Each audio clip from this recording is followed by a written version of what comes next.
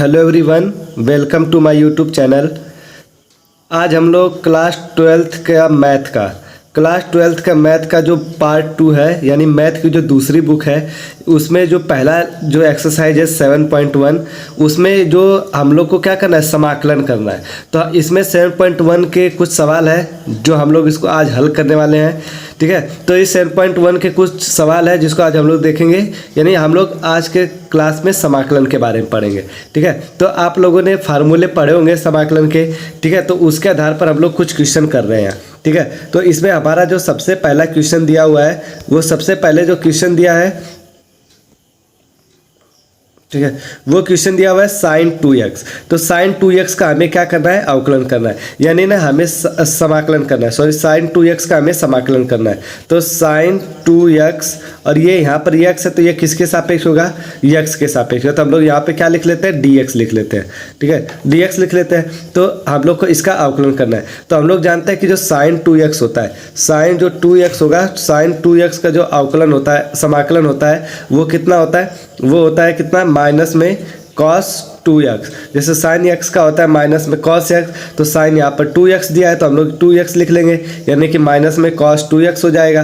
ठीक है, और साथ में जो x का जो गुणांक होगा, वो कहाँ आ जाएगा, बटे में आ जाएगा। ठीक है, तो x का गुणांक कितना दिया था, 2 दिया था, तो इसके बटे में कितना आ जाएगा, 2 आ जाएगा। और साथ में एक इंटीग्रेशन कांस्टेंट जिसे हम लोग c बोलते हैं, ये लिखाएगा। ठीक है, यानी कि sin 2x का जब समाकलन करेंगे तो इंटीग्रेशन sin 2x dx बराबर हमारा क्या मिलेगा, ये मिलेगा माइनस में cos 2x, और x का जो गुणांक होगा 2, वो कहाँ आ जाएगा, नीचे आ जाएगा। अब प्लस में एक इंटीग्रेशन कांस्टेंट आ जाएगा। तो ये इसका क्या हो गया, आंसर हो गया। अगला क्वेश्चन हमारा दिया हुआ है कि cos 3x। ठीक है, cos 3x का क्या होगा। ठीक है, तो हम इसको पहले क्या लिखेंगे, इंटीग्रेशन cos 3x। ठीक है, तो cos 3x का जब अवकलन किसके सापेक्ष होगा, ये x है तो dx के सापेक्ष होगा। ठीक है, तो हम लोग करेंगे, देखो यहाँ से जो cos 3x का होता है, cos x का जो होगा वो होता है कितना, sin x होता है। तो cos 3x दिया है तो ये कितना हो जाएगा, sin 3x हो जाएगा।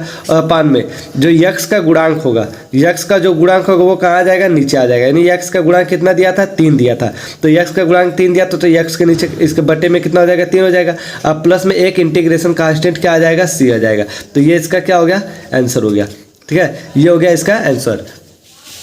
अगला क्वेश्चन दिया हमारा e के पावर 2x। ठीक है, तो हमारे पास जो फार्मूला होता है, इसका जो फार्मूला होता है वो होता है e के पावर 2x का जो अवकलन या समाकलन जो करते हैं, इसका जो e के पावर x होगा, e के पावर जो x होगा, ठीक है, e के पावर x का जो समाकलन करे या अवकलन करे वो e के पावर x ही होता है, ये चेंज नहीं होता है। तो इसका जब करेंगे तो e के पावर कितना हो जाएगा, 2x है। ठीक है, और ये किसके सापेक्ष होगा, dx के। तो ये हो जाएगा e के पावर 2x, और x का गुणांक कितना दिया हुआ है, 2 दिया हुआ है, तो इसके बटे में कितना आ जाएगा, 2 आ जाएगा। अब प्लस में एक नियतांक क्या जुड़ जाएगा, c जुड़ जाएगा। ये इसका क्या हो जाएगा, आंसर हो जाएगा।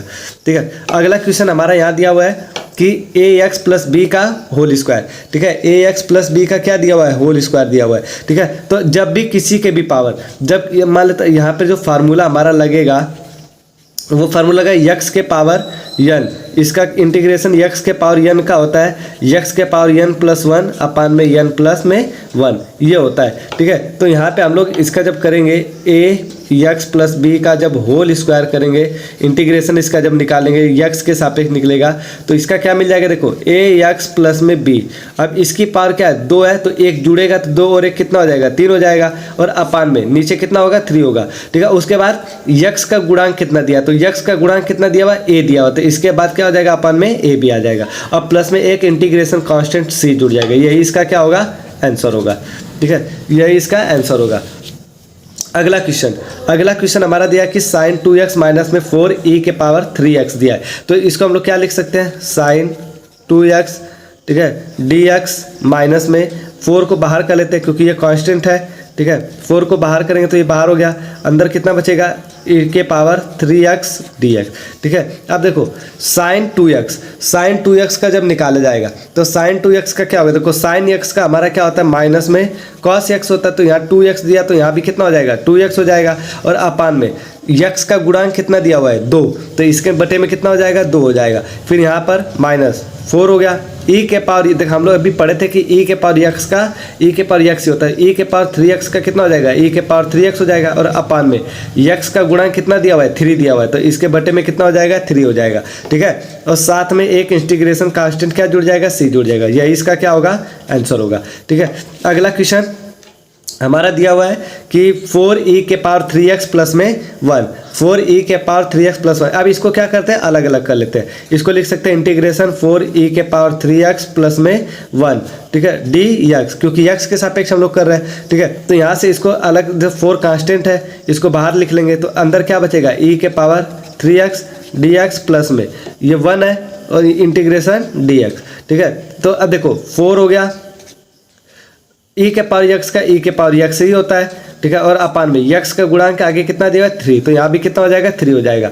ठीक है, प्लस में जब कोई भी कांस्टेंट रहता है तो उसके क्या हो जाता है, यक्स हो जाता है। ठीक है, तो 1 है तो यहाँ 1 का क्या हो जाएगा, यक्स हो जाएगा। अब प्लस में एक इंटीग्रेशन कांस्टेंट क्या जुड़ जाएगा, सी जुड़ जाएगा।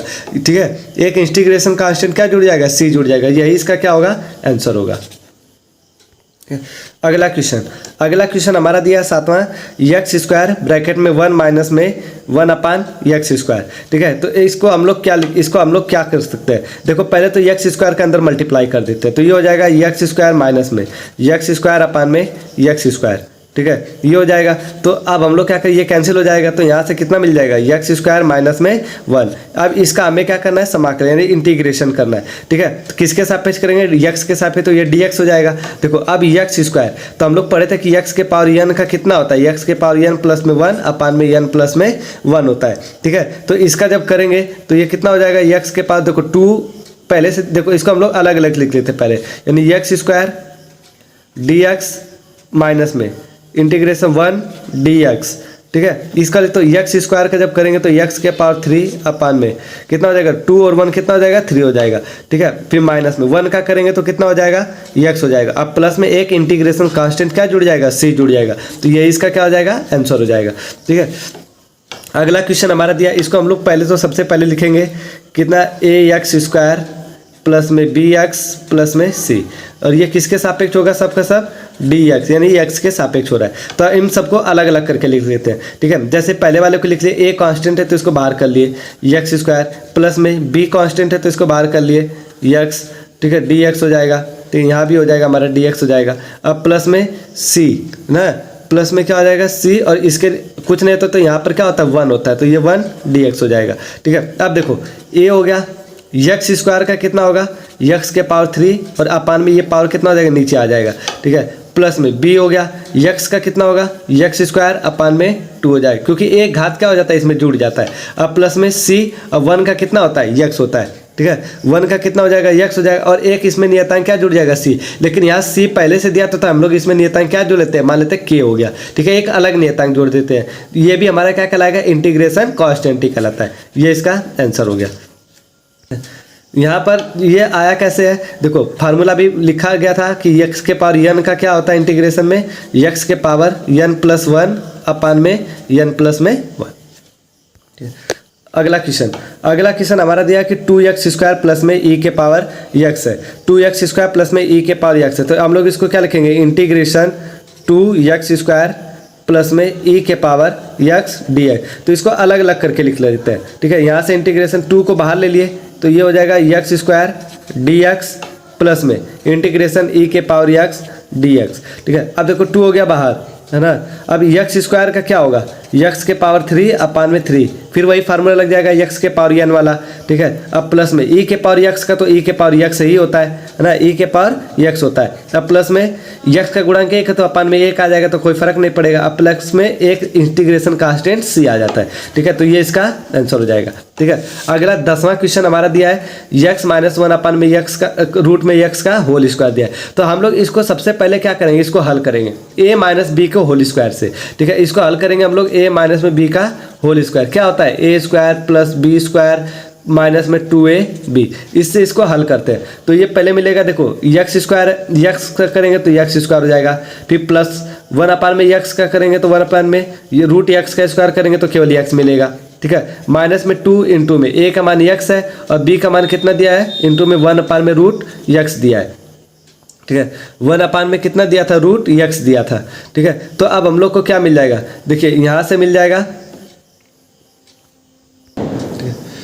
थोड़ा सा क्वेश्चन में चेंज हो गया, यहाँ पर भी क्या रहेगा, √x रहेगा, है ना। यहाँ भी क्या रहेगा, √x। तो यहाँ जब √x का स्क्वायर करेंगे तो ये स्क्वायर हट जाएगा, केवल x बचेगा, ठीक है। और यहाँ भी कितना आ जाएगा, √x हो जाएगा। तो ये √x से √x हमारा क्या हो गया, कैंसिल हो गया। क्या क्या बच गया, इंटीग्रेशन x बचा, प्लस में 1/, में x बचा, माइनस में कितना बच गया, 2 बच गया। अब इन सबका हमको क्या करना है, इंटीग्रेशन निकालना है, ठीक है। तो हम लोग क्या करेंगे, देखो सबको अलग अलग करके लिख लेते हैं। ये हो गया x dx, प्लस में इंटीग्रेशन 1/, में x dx, माइनस में 2 बाहर कर लेते हैं, यहाँ कितना आ जाएगा, 1 dx, ठीक है। तो अब देखो यहाँ से निकालते हैं तो कितना मिल जाएगा, ये हो जाएगा x का कितना होगा, x² में 2, ये इसका हो जाएगा x² में 2 हो जाएगा। अब प्लस में 1/x का जो होता है वो कितना होता है, लॉग मॉड में x होता है, यानी लॉग मॉड में x होता है। अब माइनस में 2 और ये 1 का कितना हो जाएगा, x, प्लस में एक नियतांक क्या जुड़ जाएगा, c जुड़ जाएगा, ठीक है। यही इसका क्या हो जाएगा, आंसर हो जाएगा, ठीक है। यहाँ फार्मूला लिख देते हैं, ठीक है, कि 1/, में x का जो इंटीग्रेशन होता है dx के सापेक्ष वो होता है हमारा कितना, लॉग मॉड में x, ठीक है। ये हो गया, ठीक है। तो आज के लिए ये 10 सवाल, मिलते हैं अगले वीडियो में, तब तक के लिए जय हिंद, ठीक है। इसी तरह चैनल को लाइक, सब्सक्राइब और शेयर करते रहिए, ठीक है। तब मिलते हैं अगले क्लास में, जब तक के लिए best of luck. Thank you so much for watching Gautam classes chemistry physics @